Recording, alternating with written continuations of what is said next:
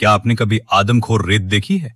हालांकि वे बाल जितने छोटे होते हैं, वे एक जीवित व्यक्ति को इस हद तक खा सकते हैं कि कुछ भी नहीं छोड़ते।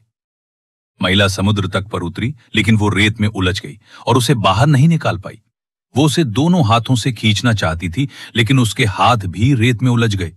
पुरुष उसे बचाना चाहता था, लेकिन वो रेत से लड़खड़ा गई और हिलने डुलने में असमर्थ होकर रेत पर लेट गई। हर कोई अभी भी उलझन में था और फिर दोनों की चीखें सुनाई दी। प्रेमिका जोर से उस आदमी पर चिल्लाई और प्रेमी ने अपना सिर जोर से उठाया, लेकिन उसे पता नहीं था कि उसका आधा चेहरा रेत ने खा लिया था। हर कोई डरा हुआ और हैरान था और केवल देख सकता था कि कैसे दो दोस्तों को रेत ने निगल ली। कल रात ही यहां हंसी और खुशी का माहौल था।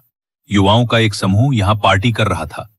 दो आदमियों को कहीं से एक बड़ा मीट बॉल मिला और उन्होंने उसे आग पर भून लिया। सुबह सुबह महिला हड़बड़ाई हुई उठी, लेकिन उसने पाया कि समुद्र तट पर सभी लोग गायब हो गए थे। केवल कपड़ों का ढेर रह गया था। इसी समय एक पक्षी समुद्र तट पर भोजन की तलाश कर रहा था और अचानक उसे किसी चीज ने जकड़ लिया। महिला ने यह दृश्य अपनी आंखों से देखा।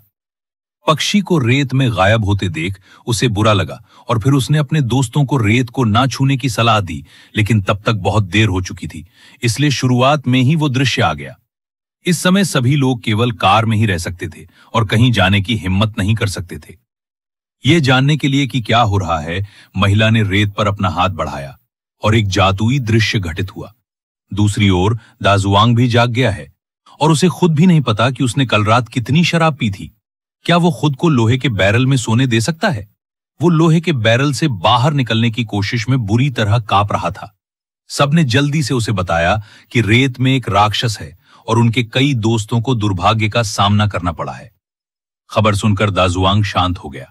सब वहीं रुके रहे, हिलने की हिम्मत नहीं कर रहे थे, ये देखने के लिए कि क्या राक्षस अपने आप गायब हो जाएगा।